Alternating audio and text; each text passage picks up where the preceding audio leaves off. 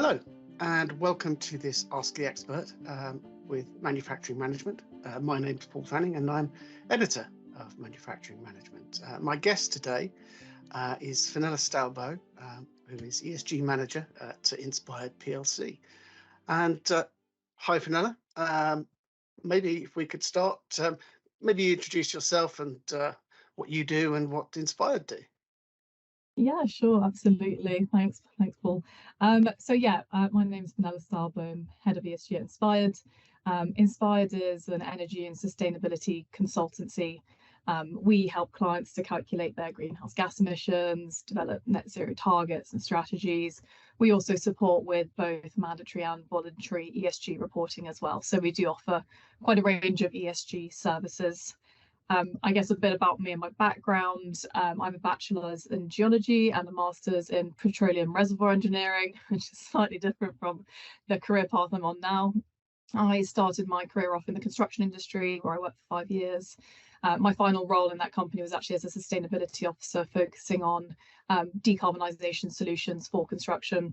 And then I moved over into Inspired and I've been a consultant here for just over 2 years now. So yeah, that's me in a nutshell.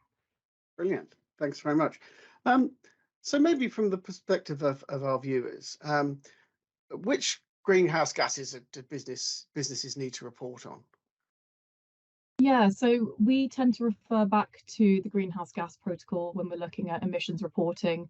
It's sort of the global standard for emissions reporting and calculation. So in the Greenhouse Gas Protocol, they basically say there are 7 main greenhouse gases that organisations should report on.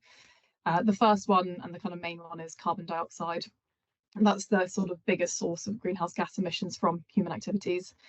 We've also got methane, nitrous oxide, and then the 4 fluorinated gases. They're often kind of grouped together and referred to as F gases. It includes things like hydrofluorocarbons, sulfur hexafluoride, real mouthfuls, but unlike other greenhouse gases, these pretty much almost entirely come from human-related activities, so they have quite a high global warming potential, quite potent. When we are reporting on greenhouse gases, we do tend to use one standard unit of measure, which we call carbon dioxide equivalents. It's written as CO2e, and CO2e measures the global warming potential of all 7 of those greenhouse gases relative to the impact of carbon dioxide. So it basically enables organisations to report emissions in one kind of aggregated figure rather than having to report each greenhouse gas individually. Okay. And what are the first steps that people should take when they're calculating emissions? Yeah, it can be quite an overwhelming thing trying to calculate your emissions, especially if you haven't come across it before. It can seem quite overwhelming. The first thing really is to try and start with the basics, strip it right back. So that would basically be looking at your scope 1 and 2 emissions. So just a bit of a recap for the terminology there. Scope 1 covers direct emissions that are produced on your sites or through your company-owned assets. So for example, if you're burning natural gas to heat your buildings and offices, if you're using petrol or diesel in company cars, that would all kind of sit in scope 1. It does also include things like leakage of refrigerant gases from aircon units. So it's not just about combustion of fossil fuels. There are other objects and equipment that do leak greenhouse gases as well. So that's scope 1, and then scope 2 covers indirect emissions that are from energy that's procured from third parties. So for most businesses, that is electricity, but it can also include things like purchased heating and cooling, or steam as well. So these emissions are indirect because they're occurring at someone else's property. So for example, electricity power station, they're burning fuels like natural gas or coal in some cases to generate electricity, which is then distributed through the national grid. When a portion of that energy is consumed by a business for their operations, they need to account for that under scope 2. There is a third category, which is scope 3. Scope 3 covers pretty much everything else. So it's indirect emissions that are happening within your value chain, and that is both upstream and downstream of your operations. These emissions are happening as a result of products or goods that you're purchasing, travel of your employees for business purposes or commuting. It's also any products that you're selling to customers. So it's quite wide ranging, the scope 3 element. It can also be quite difficult to calculate as a result of that. A lot of that data isn't necessarily readily available in your business. It sort of sits within the value chain.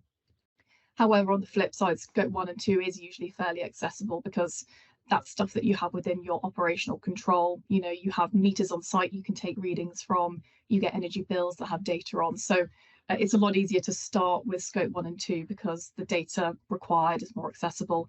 And yeah, it really helps to, in a reporting perspective, to go with scope 1 and 2 first. Okay.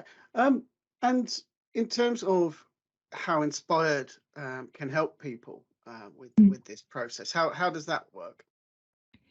So yeah, there are quite a few consultancies like us out there that basically have a team of experts that can support with calculations. So we're obviously constantly reviewing the guidance and making sure that we're up to date with the latest reporting requirements. So we can provide clear guidelines on what data actually needs to be included, especially when it comes to scope 3. It kind of helps to have that expert support. We can also help source additional information, so conversion factors, assumptions, research.